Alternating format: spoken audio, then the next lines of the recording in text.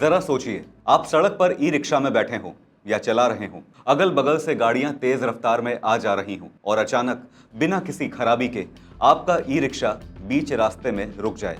न कोई brake fail, न बैटरी खत्म, बल्कि किसी दूसरे के मोबाइल फोन की एक क्लिक से। सवाल सिर्फ तकनीक का नहीं है, सवाल है लाखों लोगों की रोजी रोटी और सड़क पर चल रही जिंदगियों की सुरक्षा का। क्या है पूरा मामला, जानेंगे इस रिपोर्ट में। नमस्कार, आप देख रहे हैं आपका अपना न्यूज चैनल सत्य सर्वोच्च न्यूज और मैं हूं सोम।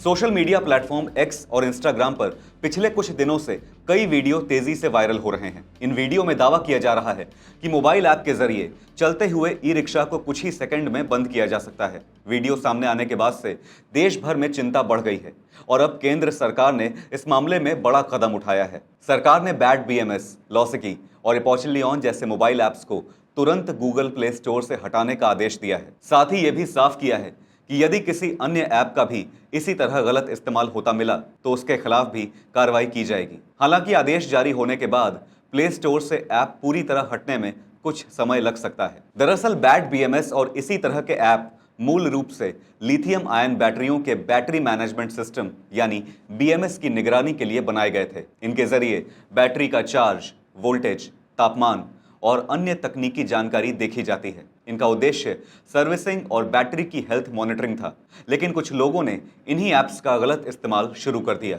रिपोर्ट्स के मुताबिक कुछ ब्लूटूथ आधारित लिथियम बैटरियों में पर्याप्त सुरक्षा व्यवस्था या पासवर्ड सुरक्षा मौजूद नहीं है।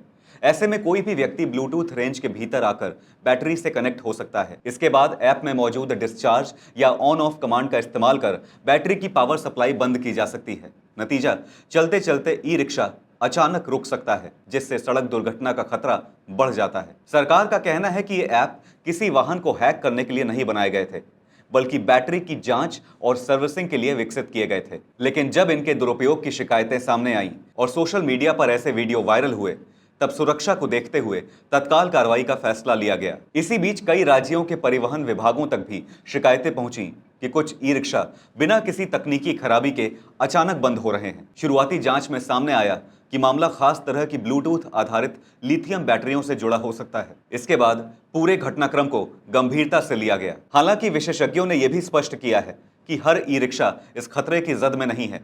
जोखिम केवल उन्हीं वाहनों में है जिनमें ब्लूटूथ आधारित लिथियम आयन बैटरी लगी है और जिनकी सुरक्षा सेटिंग्स जैसे पासवर्ड या एक्सेस कंट्रोल सही तरीके से लागू नहीं किए गए हैं। पारंपरिक लेड एसिड बैटरी वाले अधिकांश ई रिक्शा इस समस्या से प्रभावित नहीं बताए गए हैं। विशेषज्ञ ई रिक्शा चालकों को सलाह दे रहे हैं कि वो अपने बैटरी का डिफॉल्ट पासवर्ड तुरंत बदलें। अगर बैटरी में ऐप कंट्रोल लॉक या रिमोट कंट्रोल लॉक का विकल्प उपलब्ध है तो उसे सक्रिय करें। जिन लोगों को ब्लूटूथ मॉनिटरिंग की आवश्यकता नहीं है, वो अधिकृत टेक्नीशियन की मदद से ब्लूटूथ मॉड्यूल को बंद भी करवा सकते हैं। इससे कोई दूसरा मोबाइल बैटरी से अनाधिकृत रूप से कनेक्ट नहीं हो पाएगा। केंद्र सरकार का कहना है कि लोगों की सुरक्षा सर्वोच्च प्राथमिकता है, इसलिए ऐसे सभी ऐप्स और तकनीकी कमियों की पहचान कर उन पर कार्रवाई की जाएगी जिनका इस्तेमाल सड़क सुरक्षा के लिए खतरा बन सकता है।